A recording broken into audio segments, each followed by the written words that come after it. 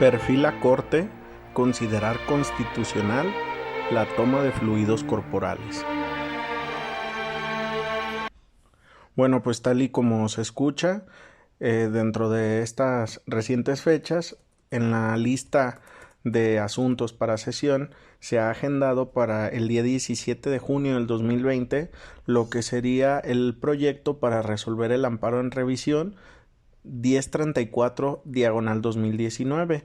y que este proyecto correspondería a la ponencia de la ministra Ana Margarita Ríos Farjat. ¿Por qué resulta relevante este proyecto? Porque trata sobre un tema muy relevante que se encuentra contenido dentro del Código Nacional de Procedimientos Penales, concretamente los artículos 252 fracción cuarta y 270. Dos preceptos que han generado diversas interpretaciones. Algunos han llegado incluso hasta considerar que es inconstitucional, que no se apega a estándares como la dignidad humana, mientras que otros han tomado con menor apego esas supuestas violaciones que se habrían estado haciendo valer. Entonces, ¿qué es lo que señala la Corte? Específicamente, es el proyecto de resolución y señala lo siguiente. El problema jurídico por resolver por esta primera sala de la Corte consiste en determinar si el artículo 270 del Código Nacional de Procedimientos Penales es inconstitucional por atentar contra los derechos a ser tratado con dignidad y a no ser torturado, al facultar a las autoridades a autorizar y ejecutar la toma de muestras de fluidos corporales en contra de la voluntad de la persona requerida. También, si dicha disposición atenta contra los principios de proporcionalidad y razonabilidad por tratarse de una medida que afecta un mayor número de derechos que los que promueve. Se establecen una serie de antecedentes, como lo es el hecho de que quien hubiera generado este precedente es alguien que fue vinculado a proceso por el delito de homicidio en enero del 2017. Considero que eso no resulta tan relevante. Sin embargo, se trata de establecer que hubo una detonación de armas de fuego. Se trata de establecer que también en abril del 2017 habría habido la intención de tomar una muestra de sangre, realizando una comparación con la sangre localizada en el lugar de los hechos para poder determinar si había correspondencia genética, que los imputados se rehusaron, que después se solicitó la autorización judicial, que con fundamento en el artículo 252 fracción cuarta se hizo esa solicitud y que la juez concedió la autorización solicitada en abril del 2017. Se señala que después se interpuso un juicio de amparo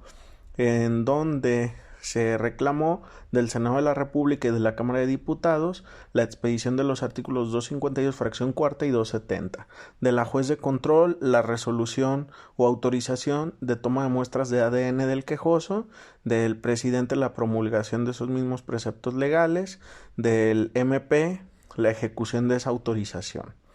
Se señala que por parte del quejoso se consideró que se violentaban los artículos 1, 16 y 20 de la Constitución, 7, 10 y 14 del Pacto Internacional de Derechos Civiles y Políticos y 5 y 8 de la Convención Americana. Y como concepto de violación,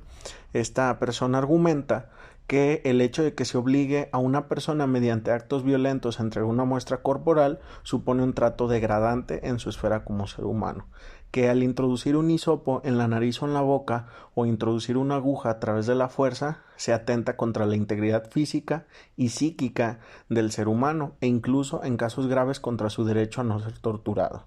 Que también el legislador federal pretende relevar de la carga de la prueba al MP en detrimento del derecho a la no autoincriminación del imputado, el cual no solo debe entenderse como el derecho a guardar silencio, sino también a no aportar pruebas que puedan ser usadas en su contra. Y finalmente, que los artículos impugnados violentan 5 derechos humanos en aras de proteger solo uno, el derecho a la verdad, y no superan el test de proporcionalidad en sentido estricto, pues el MP puede encontrar pruebas e información menos lesivas para inculparlo.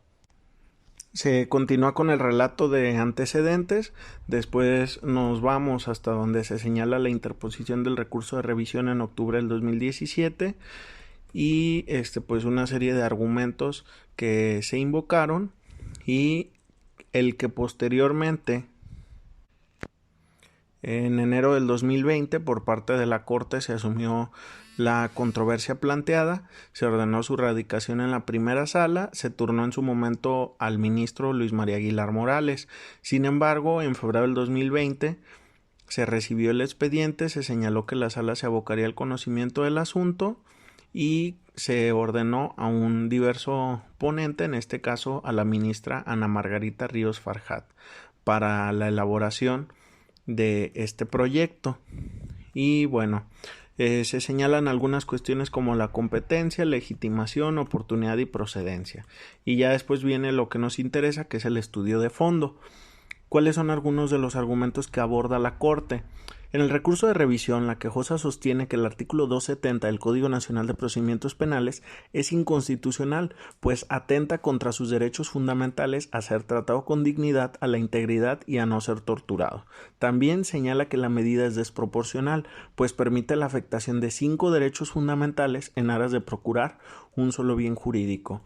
Luego la Corte cita, o al menos este proyecto, cita íntegramente lo que establece el artículo 270 del Código Nacional de Procedimientos Penales y continúa diciendo: ahora bien, la mera potencialidad de que una norma transgreda la Constitución, ya sea en cuanto a sus posibles interpretaciones o a la forma de aplicarse, no es razón suficiente para declarar su inconstitucionalidad. De acuerdo con los principios de interpretación conforme y conservación legal, una norma jurídica se debe declarar inconstitucional cuando no tiene un significado compatible con la Constitución, por lo que, de ser posibles varias interpretaciones, debe preferirse la que salve la aparente contradicción con la norma fundamental, siempre y cuando ésta derive de un ejercicio hermenéutico válido, es decir, no conlleve una distorsión.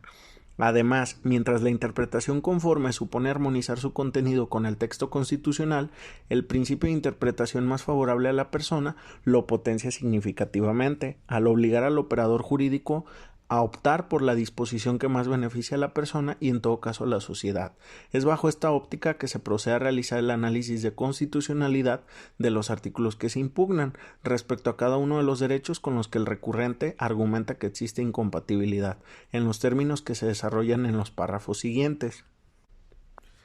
Aquí se parte como primer punto los principios de proporcionalidad y razonabilidad.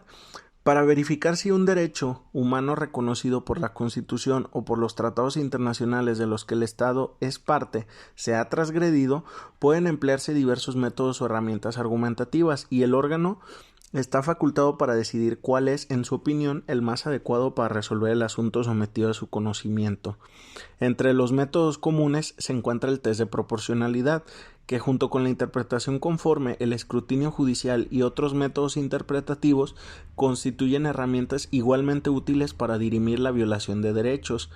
Esos métodos no constituyen por sí mismos un derecho fundamental, sino la vía para que los jueces cumplan la obligación que tienen a su cargo, que se constriña a decidir en cada caso si ha existido o no la violación. Es decir, los jueces no están obligados a verificar la violación a un derecho a la luz de un método en particular, ni siquiera porque así se le hubiera propuesto en la demanda o en el recurso, máxime que no existe exigencia constitucional ni siquiera jurisprudencial para emprender uno y no otro método cuando se alega la violación a un derecho.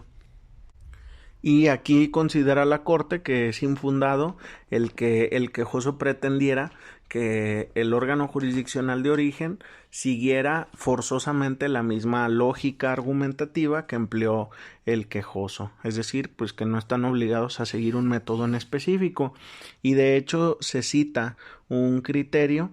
que es el de que tiene como rubro test de proporcionalidad, metodología para analizar medidas legislativas que intervengan en un derecho fundamental. Ese es el criterio que se cita. Luego continúa señalando la Corte que se contrastó dicha incidencia con la finalidad de la medida y se concluyó que la investigación y persecución de los delitos es constitucionalmente válida. También es idónea porque revela una relación instrumental entre los medios y el fin que se persigue. Además, es una medida necesaria porque es indispensable para recabar una muestra para poder determinar si existe una correspondencia entre materiales genéticos, y por cuanto hace al último factor, que el grado de realización del fin perseguido sea mayor al grado de afectación provocado al derecho fundamental, se sostiene que éste procura en la norma al exigir que previo a su ejecución su procedencia se someta a control judicial, es decir, que la existencia de ese control y de ese análisis por parte del órgano jurisdiccional pues es ese propio método para no privilegiar una violación y el cumplimiento de un objetivo menor a esa violación a un derecho fundamental. Y señala que en este caso pues la existencia de este control judicial,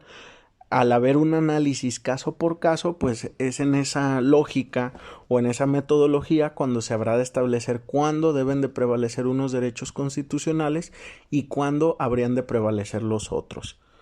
Y continúa señalando esta resolución que en suma se tiene que los órganos de amparo no están obligados a seguir un método de análisis, pues cumplen con su función constitucional al atender los conceptos de violación que se hacen valer. Y pues eso sería como el primer tópico o el primer aspecto, que es el que se ciñe a el tema de la razonabilidad y la proporcionalidad. Como un segundo aspecto de análisis se inmiscuye en lo que vendría a ser el derecho a no ser torturado y a la integridad personal. Y para esto se parte de lo que establece el artículo 22 constitucional, que proscribe el trato cruel, inhumano o degradante, y que además en el caso de los imputados pues hay una reiteración en el artículo 20 apartado B fracción segunda de la misma Constitución. A su vez cita otros preceptos como el 5.1 y 5.2 de la Convención Americana y el 7 del Pacto Internacional de Derechos Civiles y Políticos. Y después señala, al respecto esta primera sala ha sostenido que se está ante un acto de tortura cuando, inciso 1 o fracción 1, consiste en afectaciones físicas o mentales graves o severas. Requisito 2, infligidas intencionalmente, e inciso 3 o requisito 3, con un propósito determinado, ya sea para obtener una confesión o información, para castigar o intimidar, o para cualquier otro fin que tenga por objeto menoscabar la personalidad o la integridad física y mental de la persona. Que también se ha sostenido que las afectaciones físicas y psíquicas de las personas tienen diversas connotaciones de grado, pues abarcan desde la tortura hasta otro tipo de vejámenes o tratos crueles, inhumanos o degradantes, cuyas secuelas físicas y psíquicas varían de intensidad según factores endógenos y exógenos de la persona, como son la duración de los tratos, la edad, sexo, salud, contexto y vulnerabilidad, entre otros que deberán de analizarse en el caso concreto. De aquí continúa señalando que si bien todos los actos de tortura implican una transgresión a la integridad de la persona, no todas las afectaciones a la integridad personal constituyen un acto de tortura, y que de igual manera respecto a la tortura existe una prohibición absoluta, mientras que el derecho a la integridad puede verse afectado de manera legítima, por ejemplo como sucede con motivo del uso de la fuerza pública mesurada conforme a los principios de legalidad, necesidad, proporcionalidad y rendición de cuentas. Y continúa diciendo, la cuestión a dirimir consiste en determinar si las medidas controvertidas caen dentro de la categoría de actos de tortura y por tanto no están sujetas a un ejercicio de ponderación para determinar su conformidad con el marco constitucional, o si no tienen tal carácter y pueden ser contrastados con el resto de los bienes que procura el ordenamiento. El quejoso argumenta que la toma sin su consentimiento atenta contra su integridad física y psíquica y en casos graves contra su derecho a no ser torturado. Sobre esto la Corte lo considera que es infundado y parte de lo que establece el artículo 270, que regula afectaciones físicas que se infligen intencionalmente y con el propósito de obtener información. Sin embargo, como se ha referido, para que puedan considerarse actos de tortura deben ser graves o severas. Para determinar esta clase de afectación podemos atender dos acepciones de la prohibición de la tortura y parte de lo que establece el artículo 22 constitucional, así como el artículo 2 de la Convención Interamericana para prevenir y sancionar la tortura. Y aquí continúa su argumentación la Corte. Es decir, se trata de actos que no son inherentemente crueles